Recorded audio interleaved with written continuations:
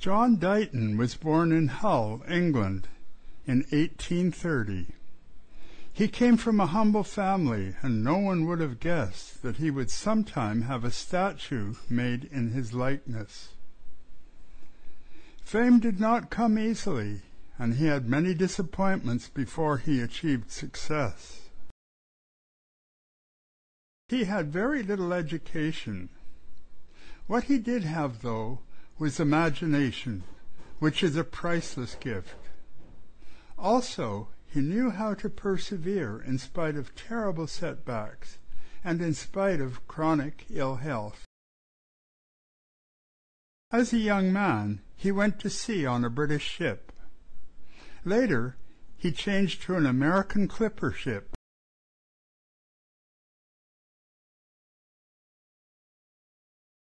The food was better, and there was more of it, he declared.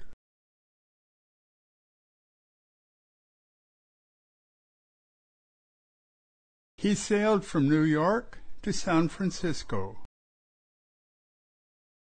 In those days, San Francisco was buzzing with excitement. Gold had been found in the rivers.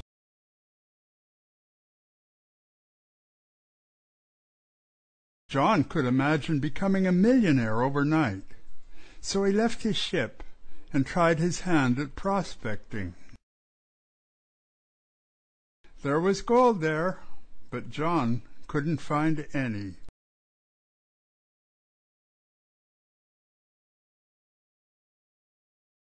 Discouraged by his lack of success in California, John joined the Fraser River Gold Rush in Canada in 1858. When that proved unsuccessful, John became a Fraser River steamboat pilot.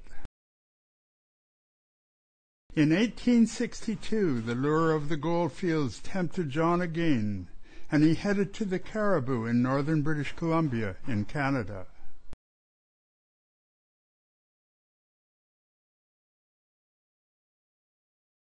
Only a few of the thousands who traveled to the goldfields made any money, and John was not one of them.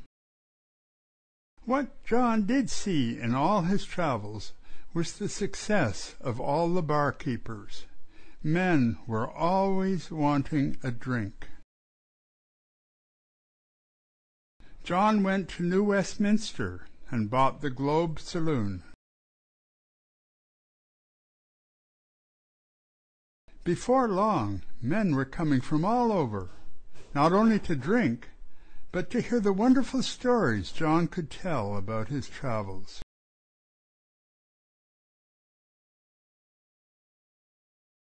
His stories became so well known that people started to call him Gassy Jack. At that time, gassy was a term for someone who talked a lot. When things were going well there, Gassy Jack decided to go to the hot springs at Harrison Lake to see if the springs would ease his health problems.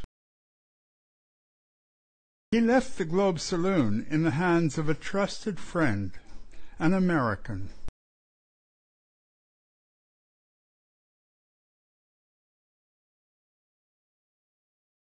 Gassy Jack's friend had a grand celebration on the 4th of July, American Independence Day. There was free whiskey at the bar all day, and in the evening a wonderful display of fireworks.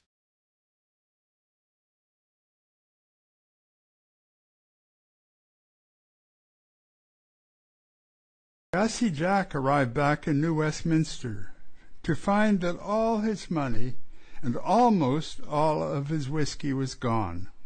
What was he to do? He loaded his Indian wife, his mother-in-law, and his wife's cousin, Big Michael, into an Indian dugout canoe. They took a few belongings and a barrel of whiskey.